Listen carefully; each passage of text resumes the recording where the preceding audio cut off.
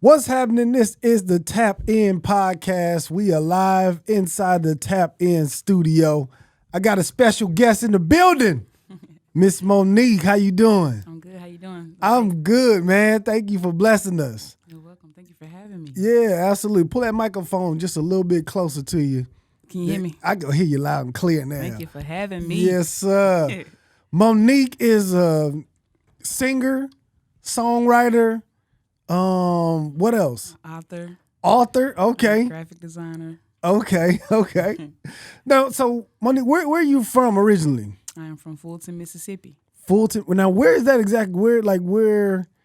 For people who've never been to Mississippi, as myself, where is that? How can I explain Fulton? Well, you can go through Fulton and get to Alabama, Atlanta. A lot of people go through. Is that like off of 20? Is it like Highway 78? Okay.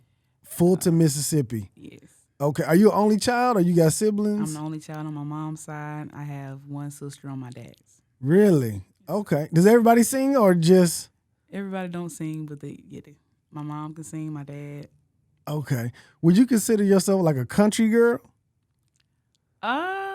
Country, a little city. I mean, it's a mixture because Okay. I had a experience in both. But yeah. Okay. What was it like growing up, like in Fulton, Mississippi, as a little girl? What's the first memory you remember? Like, oh, we in Fulton. Okay, so with Fulton, like as a little girl, like it was fun. My great grandparents were living. My grandmama was living then, so.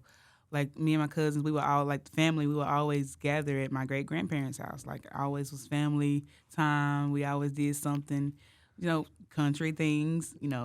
Running around in the rocks in the sand. I think it was more sand then, but no shoes on, just outside, just having fun. It's like it was like more of a community. The location. So it was like family around family up the street. Yeah. So. It was good. So all your family is from Fulton? No. Okay. And I tell people a lot of times, my mom is from Fulton. Okay. I was born in Tupelo, Mississippi. Tupelo. I lived in Tupelo a little. We lived in Tupelo too. So I've been, but I'm from Fulton. So. Okay. So, okay. I'm just trying to get a clear. So, what was it like you growing up? You said you just had a lot of family like that was down the street or around you. It was a family community. Church across the street from my great-grandparents' house. Like, okay. All there. Okay. You seem like a really real when I say a church girl, like that's what I would categorize you as, a church girl. I'm always be a church girl at heart. It ain't gonna go nowhere, But yeah, you know how life goes, but that's my roots. You know what I mean? Brought up in the church. Are you a PK? No. Okay. Just mom just always had you in the church? Yes. My granny made sure of that. Okay. So it was your grandmother that had you in there? I mean, my mom too, but like, if you know how it is when your parents don't want to go to church or certain days, granny gonna make sure y'all bring them kids up here and they gonna stay the weekend. So they can make sure, bring the church clothes, And then, it was so crazy because like I said, it was my grandmama's house and my great-grandparents' house right here in this, it's our land. So it was like next door. So we could walk across the street to the church. She would give us the field where we can get on the church bus. The church bus come and get us. We'll be right across the street. They're the first ones. If we walking across the street, we're the first ones in Sunday school. Along with one of our cousins that would always walk to the church. But we'll be the first ones there. But, I loved it. You know what I mean? That was life then, Yeah, okay. So your great-grandparents, they had land in Mississippi? Do y'all still own that land? Okay. And that's still in Fulton? Or Fulton? What is it? Fulton? Okay. What are they doing? What your family doing with that land? Or is just who owned it? Was it your great-grandparents or your grandparents that owned the land? My great-grandparents, and then whatever will be passed down to, next generation. So it's like my mom and her sisters have land. It's like family is, for family-oriented type thing. It's in the will. Like, they have got it, the house that my grandparents were living in, There's more for the grandsons. We all have been in there though, so Okay. but it's like it's still little family thing. Keep it up. Okay. And y'all just live on the land? Is there a house Live on on the there, or land, y'all it's just houses. farm? Or It's houses. My mom, we built a house, so we have a house on some of the land. Um, the land at my great grandparents' house and my grandma's house is still there. okay, And that's our land. We got so okay, man. And you say you're the only child on your mom's side, and you got how many siblings on your dad's side? one. Okay, so it's only two of y'all that you know of. That I know of. Okay, okay. Yeah. Is that where your singing background started? Like you in church? It come from on my mom's side. My great granddaddy was the singer. Like he would walk around till he would go to banks and in the city, have his robe on. He would go sing. Like that was his thing. Really? Like they used to, back in the day they had little groups or whatever. He had a signature song. It's more like a family song now. It was pretty cool. Like just learning. What's the name of the song? You know? It's called "Settle Down in Heaven." Settle down in It's heaven. like back in the day they sung more. They called it notebook singing. So it'll be like off notes, like singing the notes. But Okay. it was my dad I got a family on my dad's side that sings too. My dad can sing. He thinks I get it from him. He want to say it's all from him, but my mom was she's a singer too. She just don't do it as much. Okay. Okay. I'm the one that really like this is my dream. You know what I mean? Like I didn't have the experience where people, in my close family showed me how to go after my dreams or something I really want to do. So it's like now the ball is in my court for me to set the example for other people that's coming up under me, and even the older ones. They might want to, get them to realize, hey, you can do anything that you want to do, and whatever you put your mind to, whatever is in your heart, do it. Yeah, So, absolutely, man. Okay. So great granddaddy was the singer. Your other sibling, they don't sing at all? my sister can sing, but she's not. She don't call herself a singer. What you mean? She can sing, but she's not. Singing is not everybody's passion. Okay. She just singing She can sing, but she's just not that one just gonna just sit up there and sing. I don't get it. No, explain. Like anybody can sing. No, You know what no, I'm no, no, saying? no, Like, no, no, no, People, no. Not anybody not can everybody, sing. Okay. but I'm just saying like you can sing, but it don't have. It's not something that you like to do. Oh, You can okay. sing, but it's not something that you want to pursue in. You know what I mean? Got you. Okay. Okay. And how long did you live in Mississippi, or you went through high school, or when did you actually move? Because I know you live here in Dallas now, right? Yeah. I've been in Mississippi my whole life. I came here. I came here in 2020, the end of 2020, December. Okay. I came here on an offer to rebrand as an artist, like on a quote unquote offer. As I began to being around more and seeing my surroundings, like what was presented wasn't what it was, So it was like I wasn't even working on artist stuff. When you talking about when you got When here? I came here, like I'm helping somebody structure up their businesses that they really don't have. On the back end, they doing other stuff. You know what I mean? Like I don't want to get too much into it because but it was more of like I came up here and if they could have exploited me or whatever. You know what I mean? And then I come here too, like first time flying. It was an experience for me. Like this is a dream for me. That's what I was saying. Like a passion. It's a difference. Like this is my dream. I just go to sleep dreaming about this. Wake up. You know what I mean? Yeah. Like so, first time flying, took a leap of faith. Like came up here, was excited and I couldn't take it as a loss. You know what I mean? Like the first experience because I was gaining a lot of resources, learning. The little structuring up that I was doing, I was learning for my own businesses. You know what I mean? And to teach other people, along the way. So it was like it was all a blessing still because I feel like God brought me here.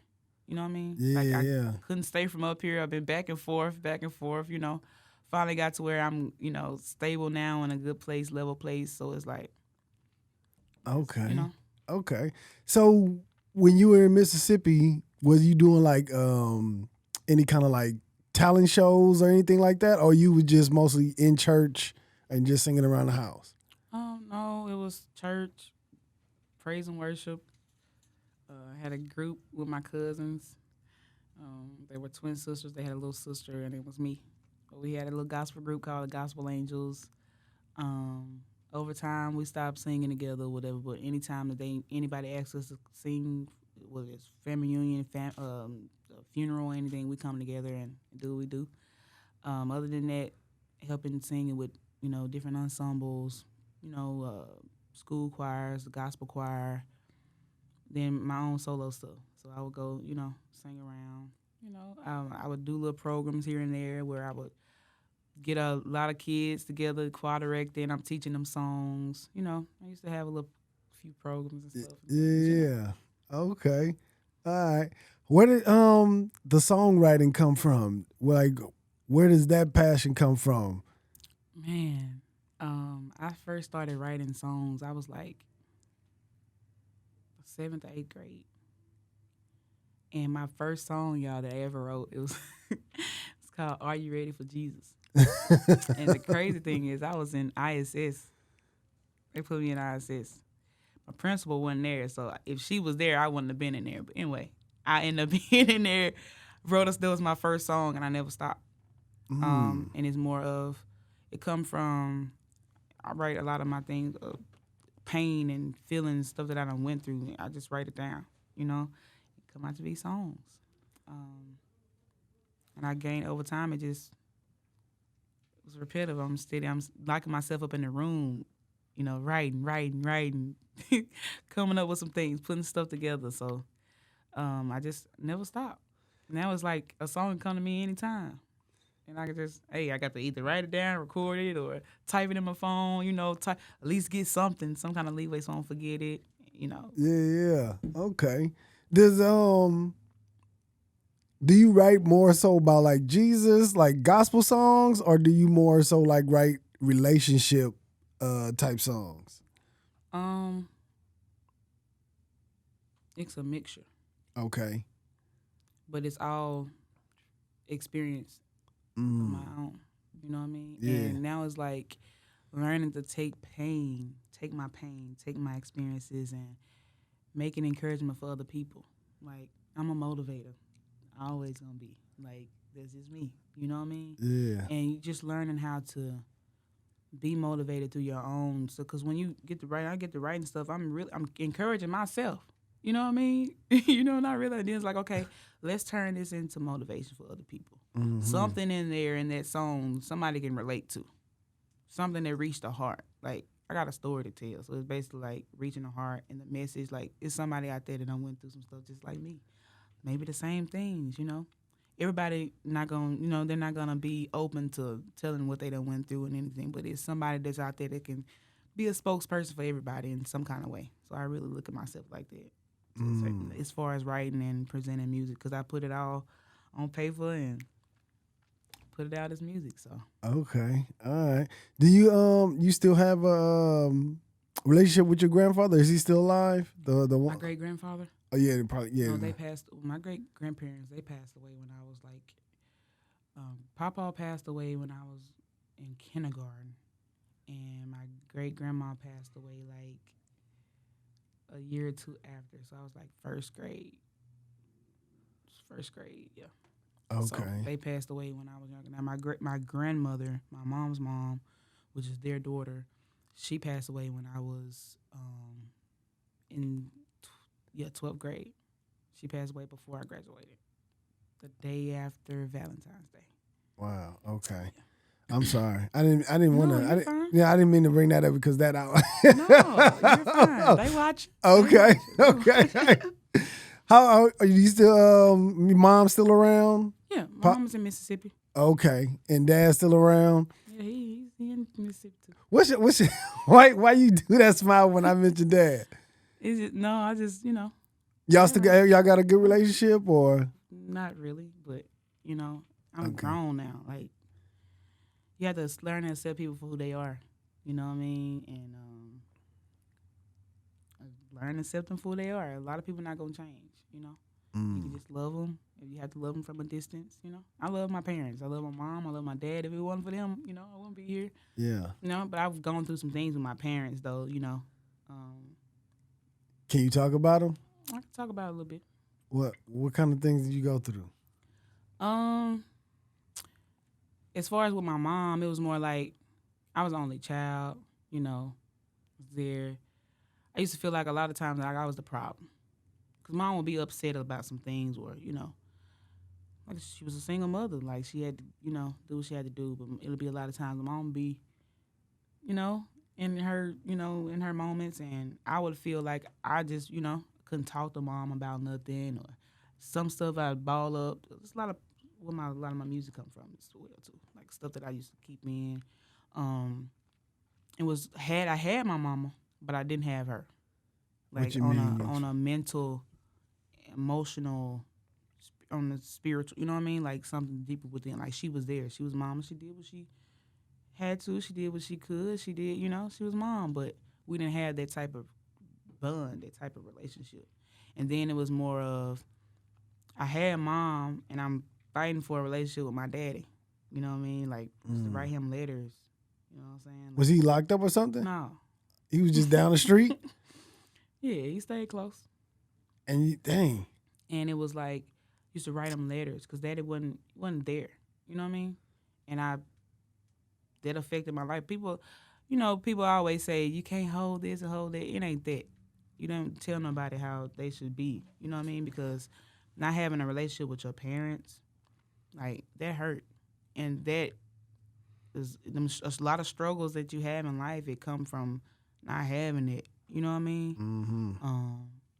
As far as my dad, like I was always a daddy girl. I ain't never heard nobody say they a daddy's girl and their daddy wasn't there. But I was a daddy's girl. You know what I mean? I used to cry about this stuff. Now I could talk about it without crying. I can have my moments sometimes, but it was like writing him letters.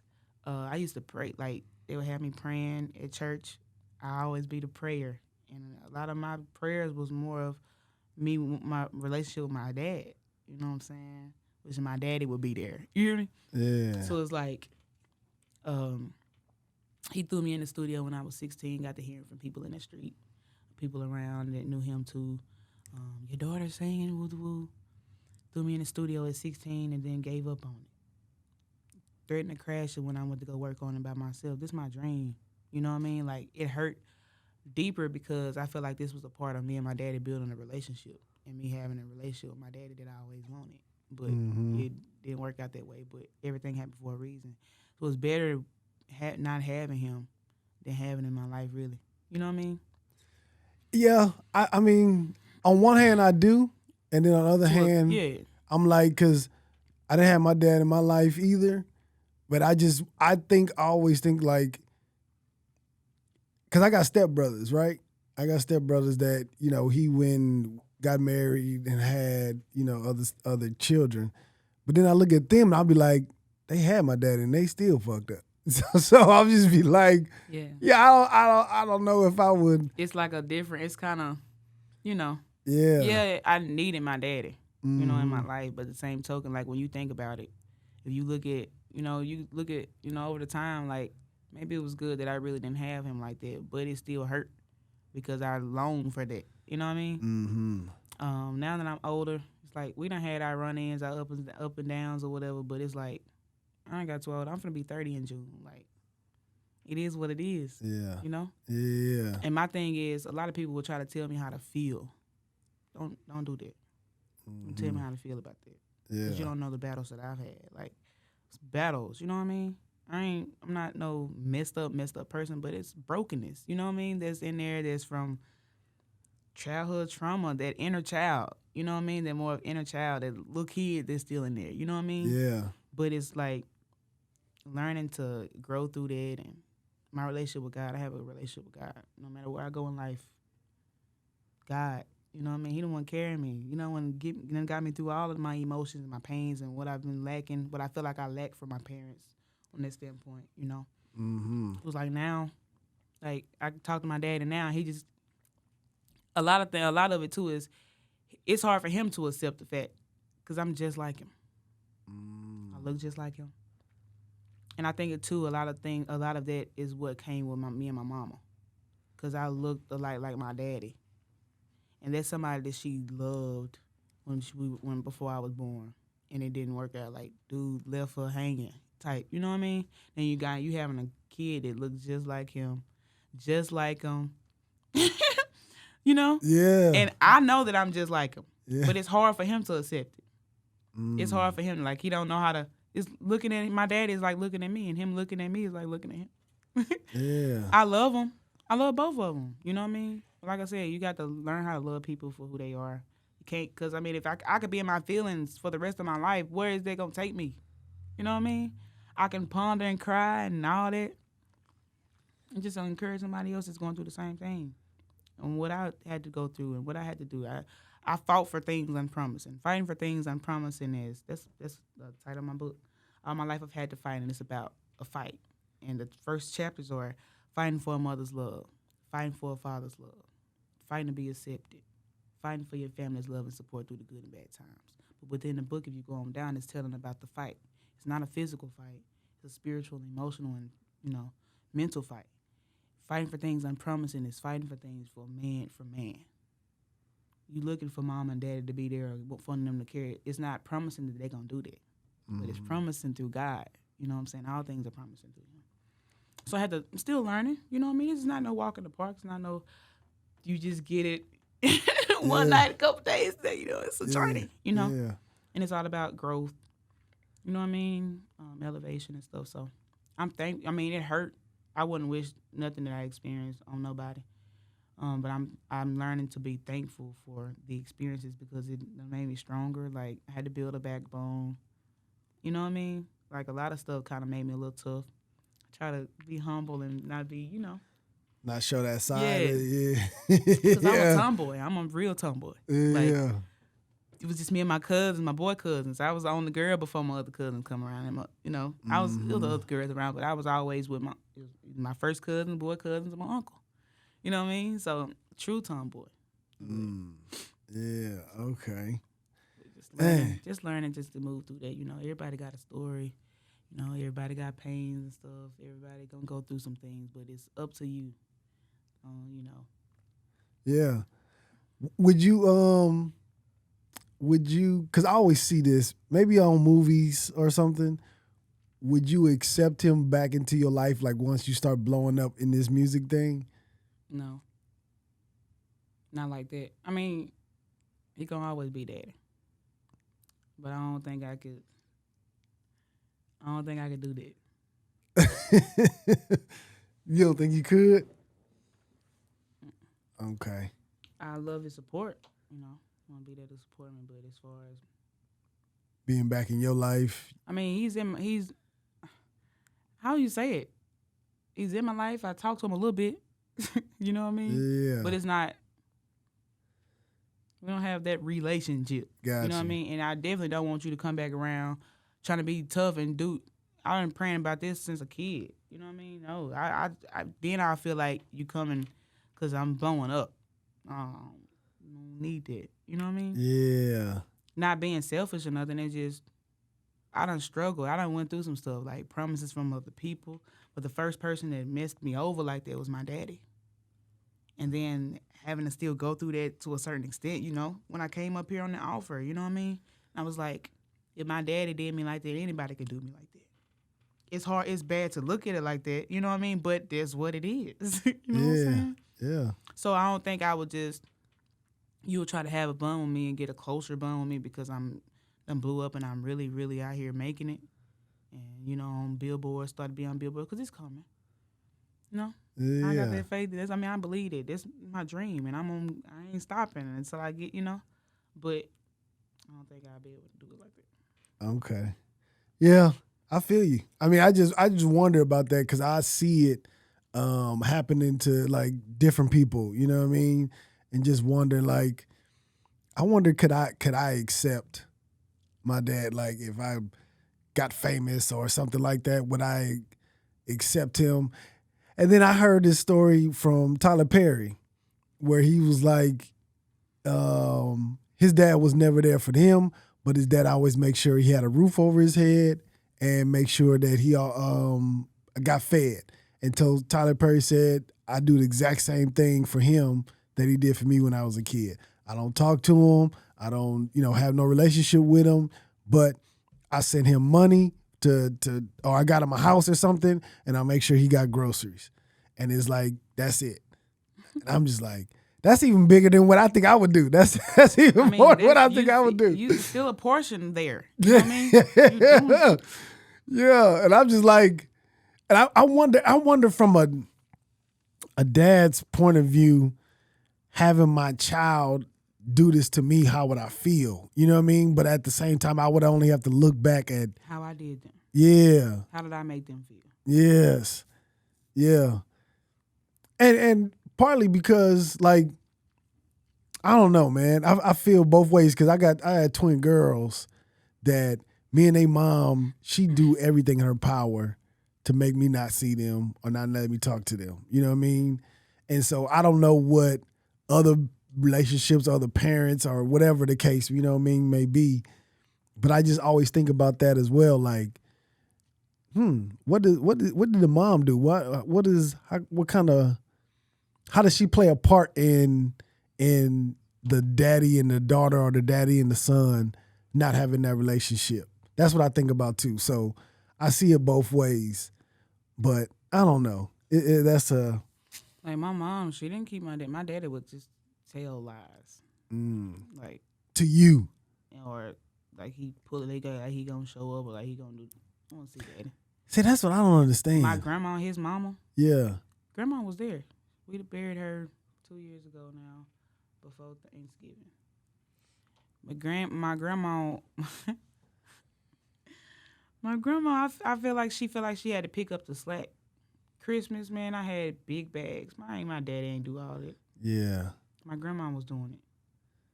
Grandma always made sure, even my mama, she treated my mama like a daughter. Like, mama would be on break or go on lunch, and grandma out in the parking lot meeting mama with money or something that we need, anything. If it's Vaseline, some lotion, like, grandma making sure she had came through when I was little. Yeah. You know what I mean? She got the changing over as I got older. Like, yeah, she had changed as I got older. My daddy was the only child, too. Yeah. So, I see a little, you know how you see a little curse in it. Yeah. But it is what it is. Okay. Let's switch gears a little bit, man. I don't want to make this. So who are some people like in the industry that you would be like, man, I would love to work with them. I would love to do an album or a song or something. What? Get on them. Who is that person? Fantasia, that's my idol. Since I've been rocking with her since American Idol. Listen, You know what I mean? me and my wife back in 2015, I think 15 or 16, went and seen Fantasia perform. I was like, performance-wise, she giving Beyonce a run for her money. Performance-wise, she give it to the people. She doing her thing. Man. And now she done flipped it. What you mean flipped it? Well, not in a bad way. Uh-huh. I love it. What She's a she church do? girl at heart, too. Yeah. And she will go to church on you at her show. Yeah. And I be watching and I be like, oh my God.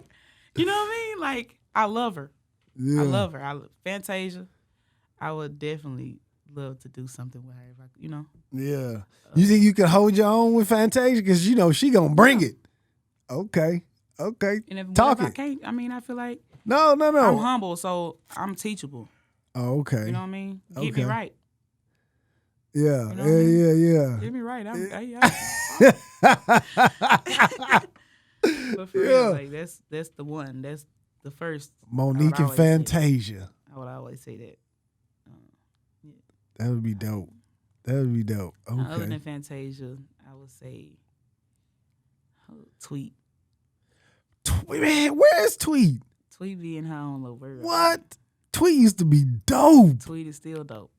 Where is she? We don't know. I don't know. I mean, Tweet got some newer stuff out. You haven't heard? no. Tweet got some stuff. Do she? Yes. I love her. I love her voice. But if you listen to her, you tell that she got a church background too. Do she? I can't tell. And she do her background, and that's inspirational to me because I do all my background. I do my backgrounds, my vocals, all that. And Tweet is in her background. The runs and the little oohs and ahs, and she doing it. Yeah. What's that song she used to have? Something about touch myself.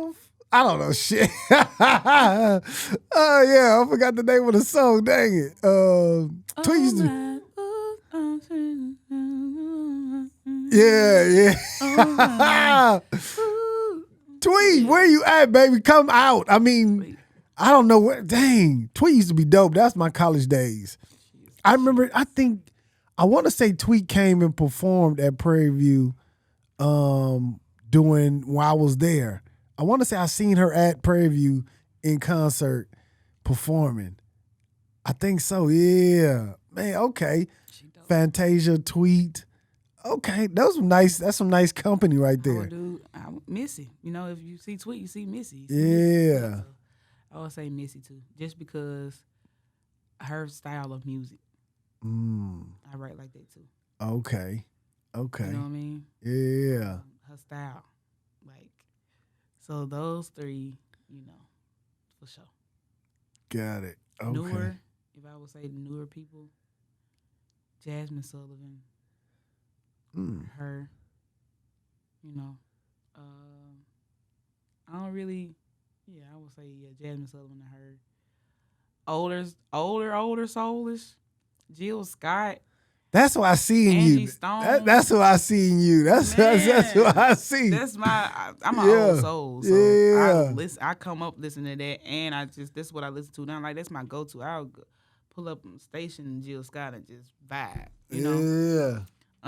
But I love them, like Lauryn Hill too. Okay, Miss Lauren. She's her own person. Mm-hmm. She's really her own person. For real. I love it. You know. Yeah. Okay. All right, that's dope, man. That's dope.